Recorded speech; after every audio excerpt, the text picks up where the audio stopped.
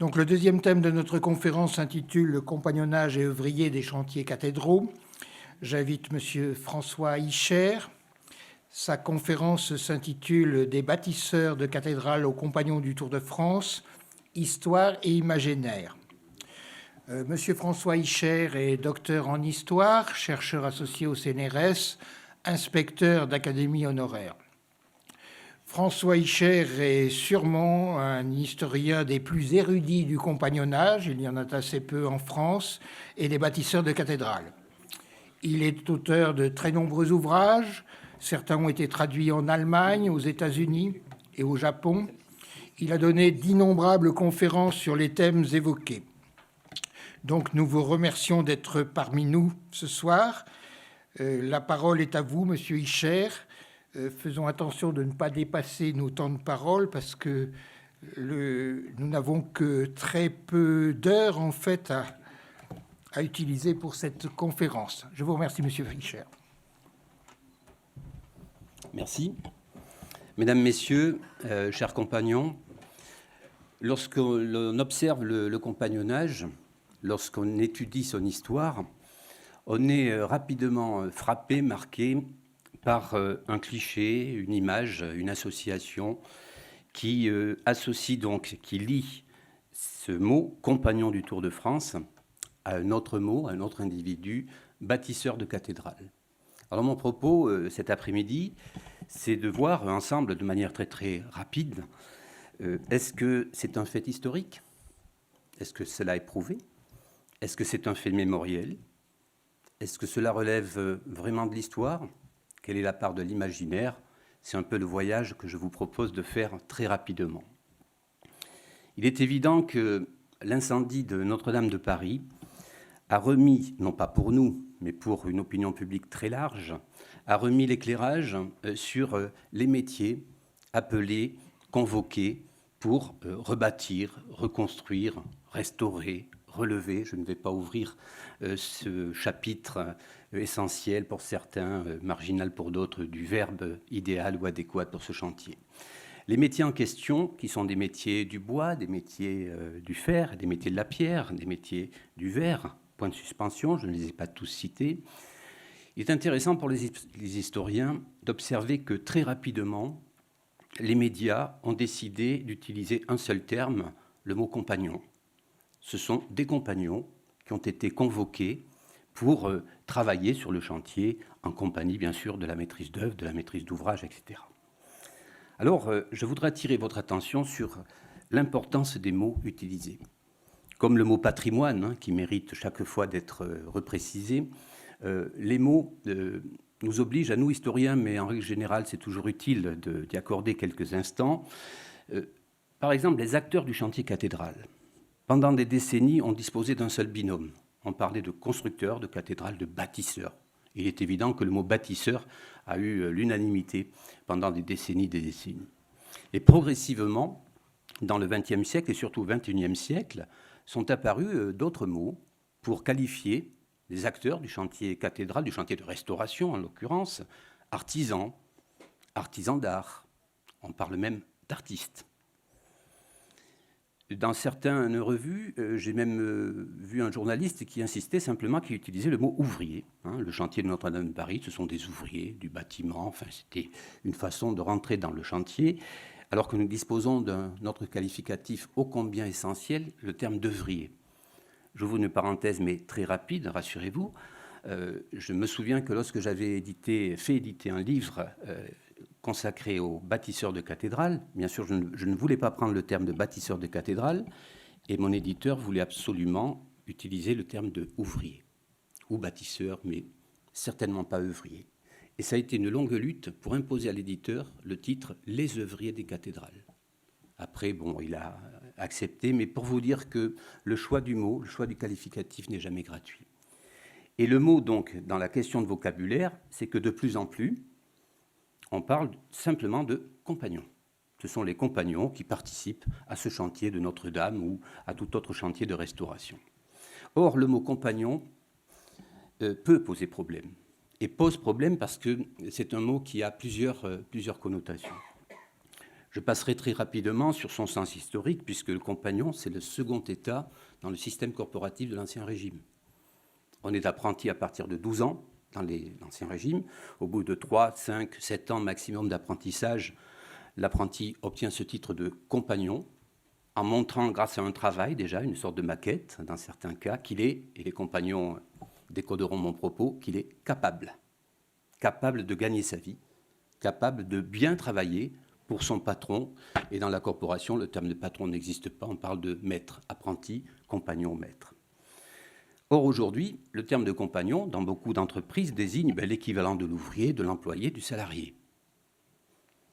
Et je ne m'attarderai pas sur un mot que tout le monde connaît, c'est aussi tout simplement dans un langage très très vaste qui dépasse le cadre professionnel, tout camarade, tout ami, et j'en profite pour vous rappeler que compagnon, étymologiquement, c'est cum panis, cum avec, panis le pain, le partage du pain.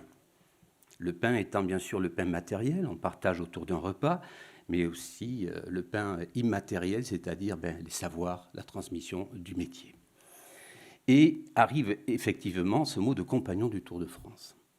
Ce qui fait que le mot compagnon génère une fusion-confusion, car il peut désigner un simple ouvrier employé d'une entreprise, qui légitimement peut être nommé compagnon, mais pour beaucoup, il peut désigner, et il désigne de fait, le compagnon du Tour de France. Alors, les compagnonnages, immédiatement, dès l'incendie de Notre-Dame, dès le lendemain, parfois dans la nuit, avec des tweets, avec les moyens techniques des réseaux sociaux, mais vont éditer, par le biais de leur direction nationale, une sorte de prise de position.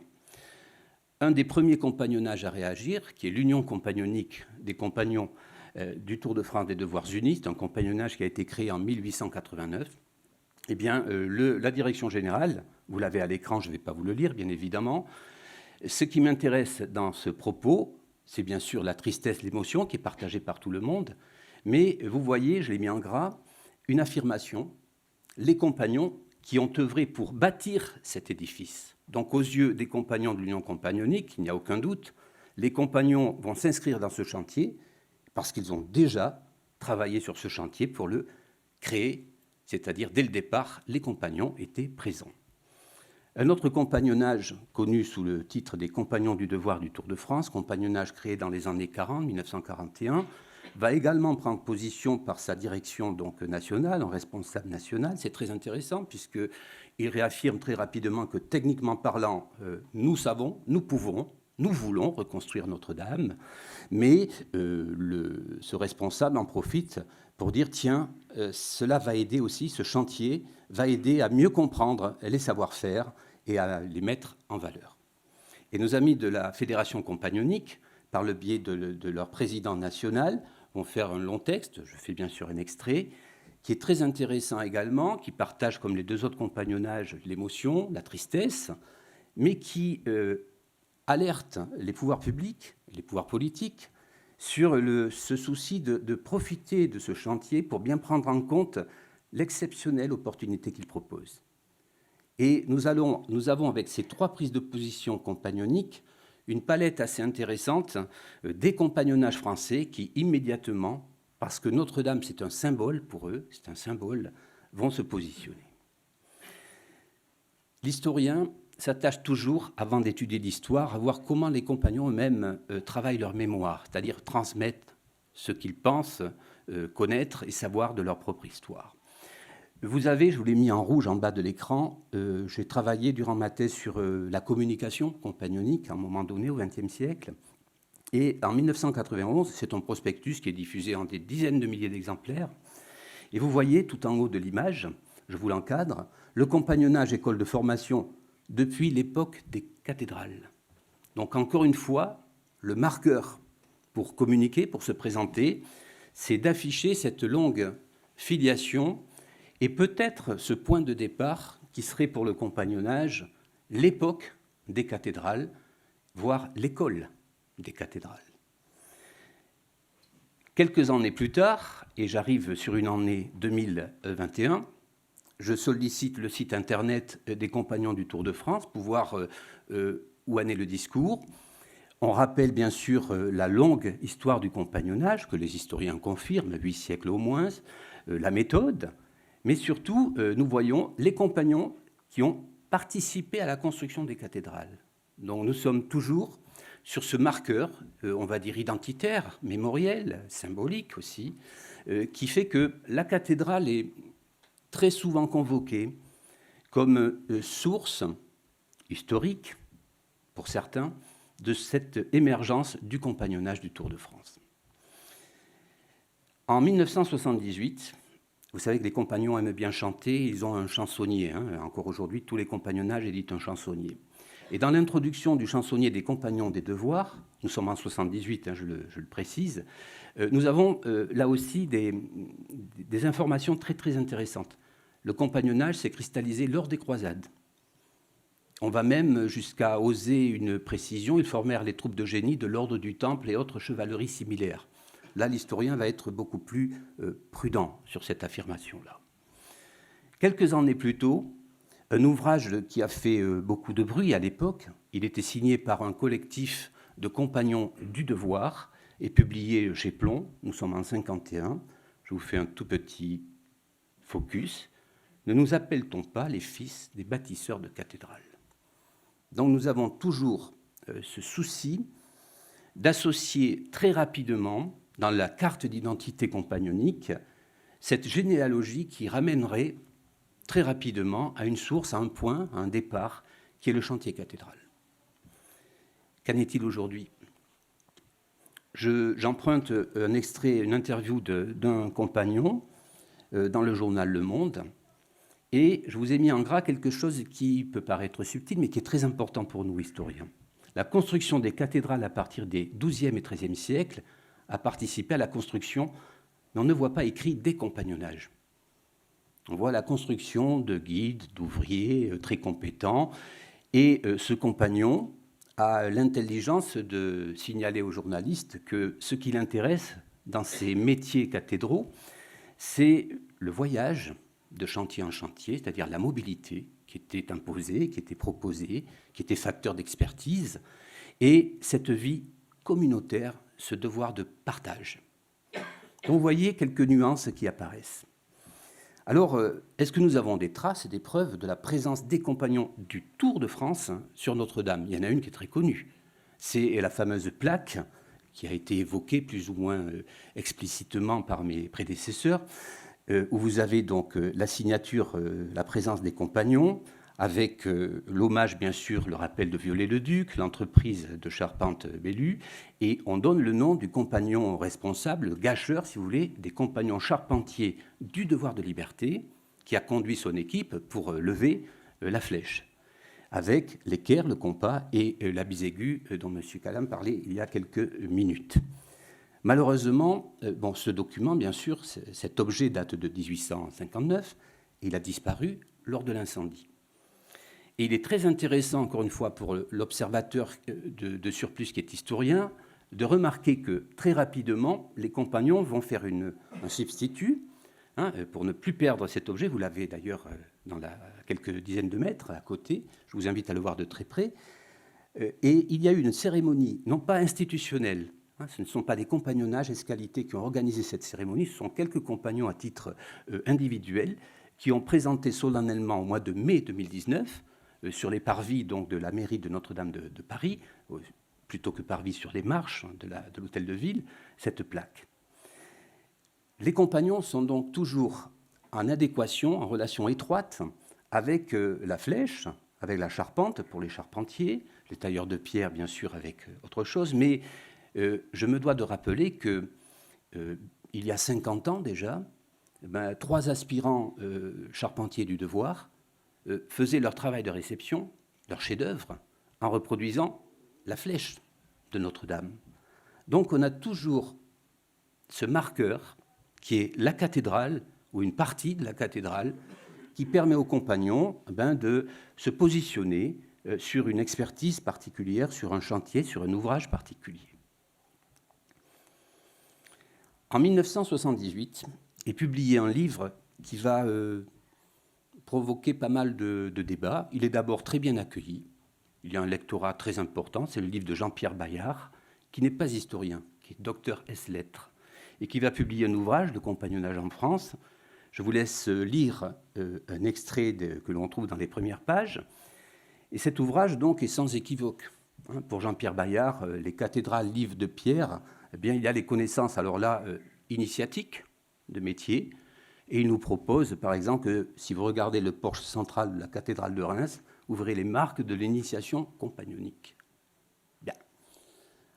À tel point que Jean-Pierre Bayard, qui, je le répète, aura un grand succès, un écho très, très positif dans une majorité de mouvements compagnoniques, quelques compagnons qui remettront en question pas mal de ces passages dans le livre, mais va se heurter à une relative hostilité des spécialistes de l'époque, notamment le conservateur du musée du compagnonnage de Tours, qui va accuser Jean-Pierre Bayard d'instrumentaliser l'identité et l'histoire du compagnonnage pour lui attribuer une autre identité qu'il ne possède pas. En d'autres termes, pour Jean-Pierre Bayard, il n'y a aucun doute, c'est la cathédrale qui est le creuset de la formation des compagnonnages, et pour d'autres spécialistes scientifiques, universitaires, historiens de l'époque, attention, soyons prudents. Alors, où pouvons-nous situer le marqueur et la vérité et le point d'équilibre? Vous avez à l'écran, sur le côté droit, des historiens qui, dès 1901, c'est le cas d'Étienne Martin Saint-Léon, qui est un des grands historiens de la geste compagnonique. Vous avez juste à côté Émile Cornaer, avec son ouvrage Les compagnonnages, Roger Lecoté, que je sollicitais tout à l'heure, qui a écrit pas mal de travaux, qui a publié pas mal de travaux, d'articles et de revues sur le compagnonnage, et un excellent Que sais-je qui est aujourd'hui épuisé, signé par Luc Benoît.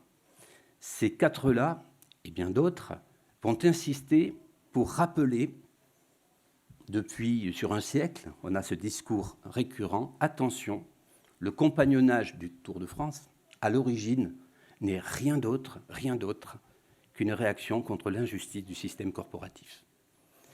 Et là, c'est un point très important, parce que lorsque l'apprenti, après 5-6 ans d'apprentissage dans la corporation, pouvait très facilement devenir compagnon, il en était très différemment pour le compagnon dans son désir et dans sa possibilité de devenir maître.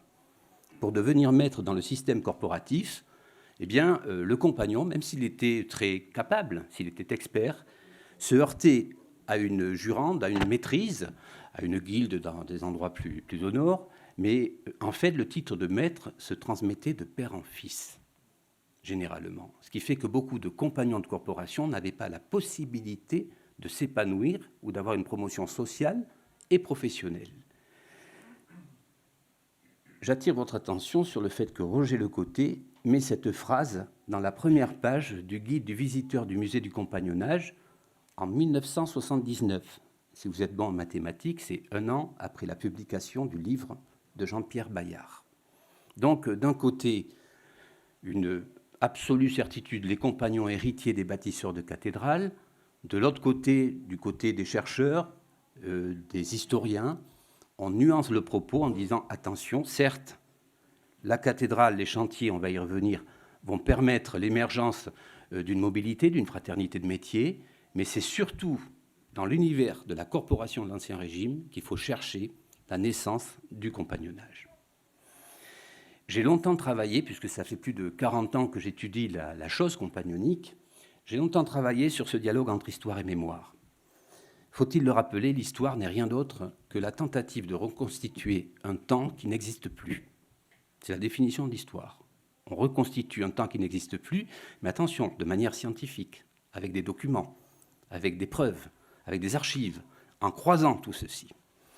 Et comme les compagnons, les historiens sont des gens très humbles et modestes, parce qu'on sait que notre reconstruction du passé sera toujours incomplète et imparfaite. Mais nous reconstruisons de manière scientifique. Par contre, les compagnons, eux, ne sont pas tenus par ce devoir d'histoire. Ce n'est pas leur métier de faire l'histoire du compagnonnage, mais ils ont leur mémoire. Et qu'est-ce que c'est que la mémoire?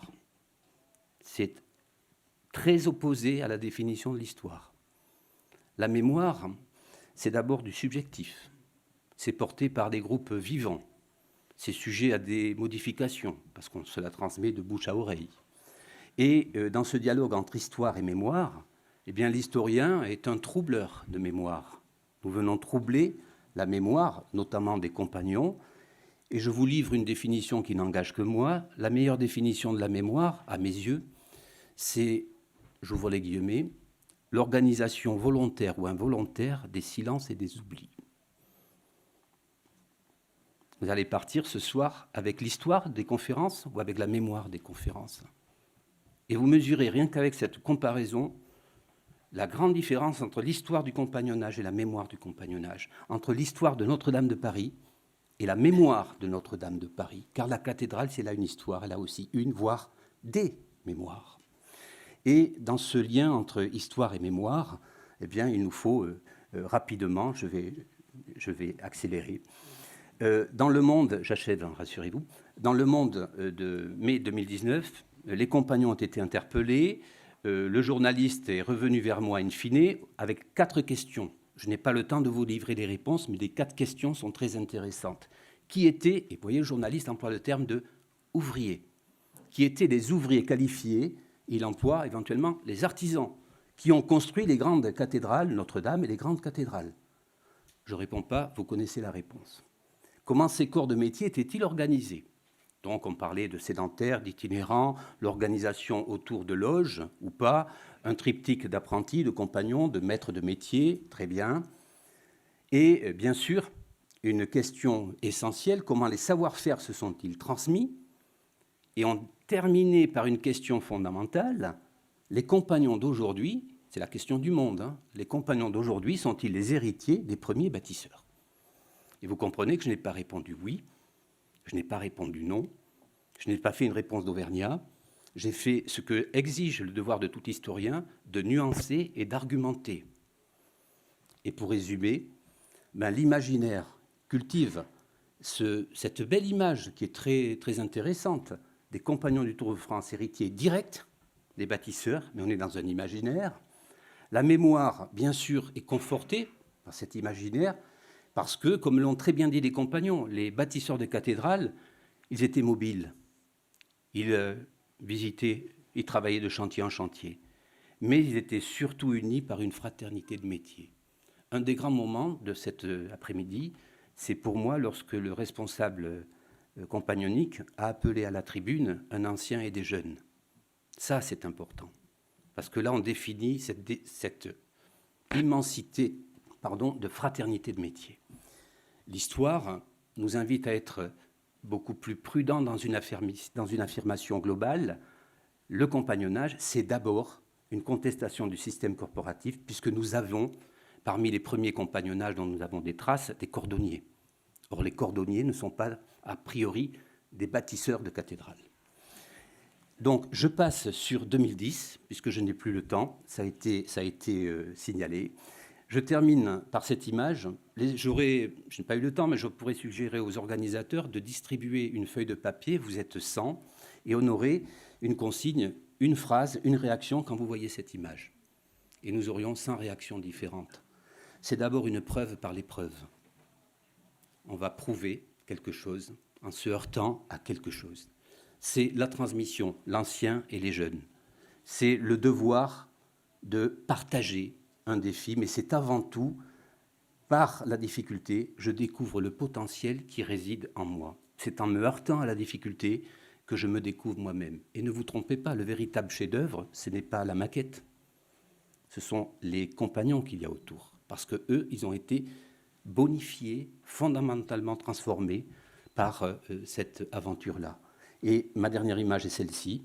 Nous parlons de patrimoine culturel matériel, immatériel. Cette belle image qui date de 1951, vous avez la main d'un ancien, la main d'un jeune, et cette passation, cette transmission de main en main à travers les âges se transmet la tradition des métiers.